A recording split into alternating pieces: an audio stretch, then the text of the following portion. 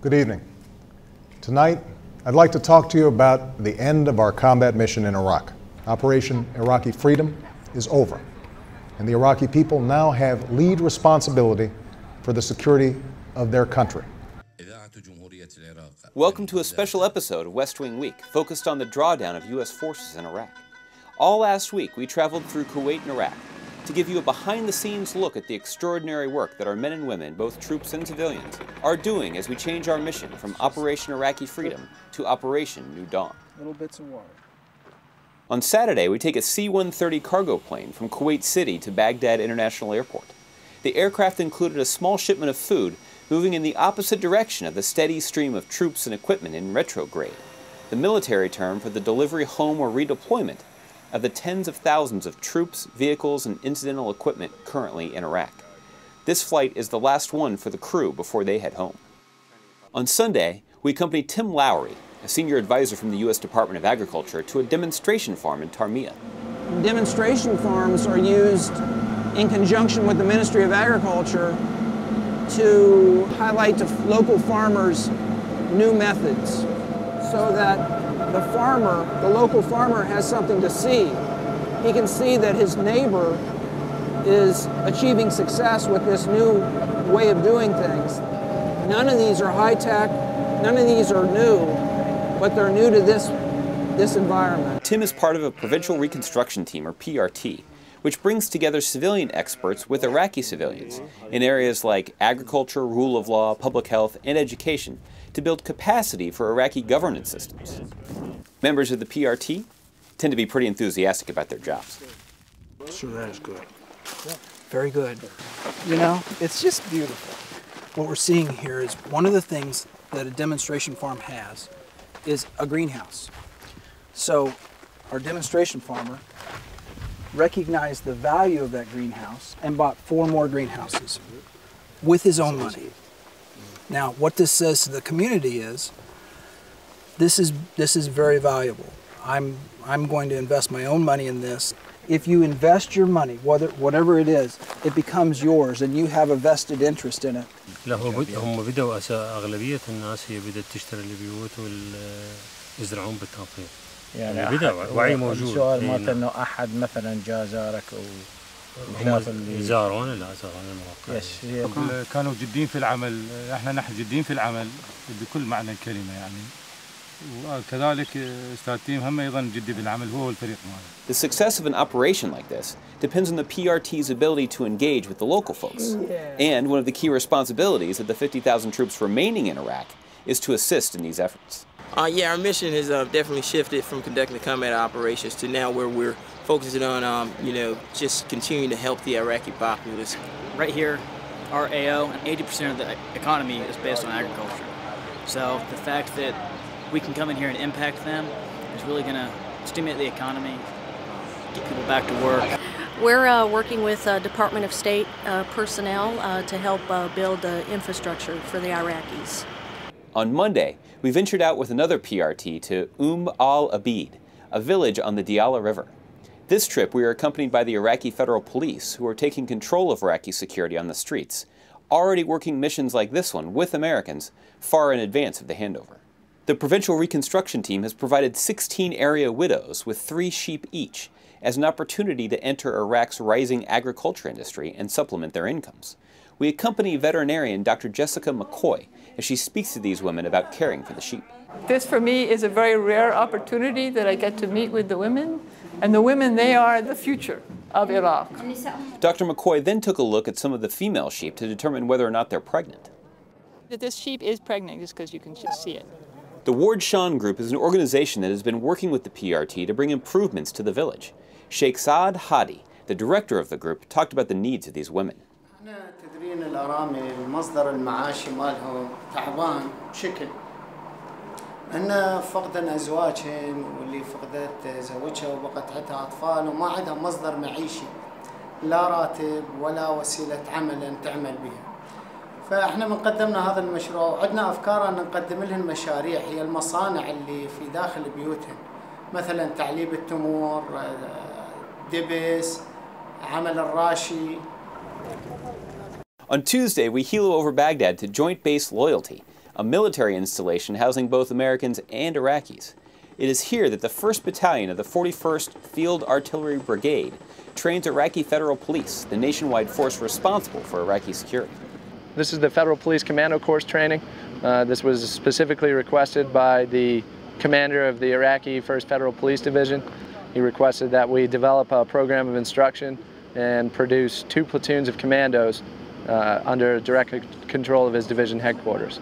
The Shurda, which is the Arabic word for police officer, federal police officer. The Shurda behind me are the Commando Course trainees, the first iteration of them. They're more than capable. 3 nights ago, the group behind me actually detained 2 individuals on a short notice tip. They are about 3 days away from graduating, and they're working on advanced urban raid tactics, techniques, and procedures. And today specifically, they're going through advanced room clearing procedures. They're a proficient, tightly knit platoon capable of doing complex maneuvers in an urban environment. Yeah, that was perfect right there. We're partnered with the 1st Federal Police Division. I'm very optimistic in my battalion's role as an advise and assist task force here working with the 1st Federal Police. We combine the needs of the people with providing a service that, not that the U.S. is providing, but that the federal police are providing. So what we do is we have this, we sat down with the commanders and we planned for the duration of our time here in Iraq. We planned out a series of medical events and humanitarian assistance type missions. And the Iraqi federal police have now seen the benefit of that, and that it is sustainable, and they have really taken the lead on this type of approach. So it's gotten them back out into the community. They're recognized by the local populace. They in turn have now received the trust and confidence of the populace. They feel like they are there in their best interest, and they're more willing to provide information so that the insurgency, it's much more difficult for the insurgency to absorb into the community if the community is not going to tolerate it anymore. They're tired of it. They're sick and tired of it. So I'm very encouraged about the future of the 1st Federal Police Division in eastern Baghdad being able to provide for the safety and the security of the people. Before even finishing the day's session, the Iraqi police trainees are ordered by their commander on a mission elsewhere. Although the official change of command happened at the end of the month, the reality is that the Iraqi forces have been keeping the peace for some time now. On Wednesday, we catch up with General Ray Odierno, the commander of U.S. forces in Iraq, on his way to the Iraqi Ministry of Defense. The general was honored with a ceremony attended by top Iraqi generals, the Minister of Defense, and an honor guard. I was honored by the ceremony conducted by the members of the Iraqi security forces today. They represent the discipline and the determination of the Iraqi security forces. Hard work, dedication, and strong leadership have enabled the Iraqi security forces to make exponential progress and now assume full responsibility for the security of all the Iraqi people. For me personally, it's sad to leave. I have a warm place in my heart for the people of Iraq, for their resiliency, for their love of their country, and I've made some very strong friendships with many leaders, such as the Minister of Defense and many of the generals here who have sacrificed so much, and I will miss them dearly. On Thursday, we leave Iraq on a plane with dozens of troops returning to the United States. The soldiers, airmen, and sailors travel on to catch connecting flights home, but the millions of tons of equipment and vehicles no longer needed are staged in the Kuwaiti desert for cleaning, repair, and a voyage home to the United States or redeployment to Afghanistan. There was a time when we were getting into this lot alone 900 pieces a week. I think we're doing good work, getting stuff back to the source of repair so it can eventually get reset for the Army, getting the stuff that the warfighters in Afghanistan need, get it back out there to them so they can continue on with their fight. Our geographical location makes it so easy for us to ship stuff in a way that makes sense. It doesn't have to cross the ocean necessarily. Stuff can be flown to Afghanistan depending on what it is. It saves the taxpayers a lot of money. And it gets the stuff to the warfighter faster. because that's where our priorities are at this present moment. The port is the final point of departure for many of the men and women and their equipment headed home. The Navy and Coast Guard work together to keep the Army cargo ships laden with American gear safe and secure. It's just one example of different branches of our military working together to execute the mission safely and effectively. PSU is the Coast Guard Port Security Units. This is what they are excellent at.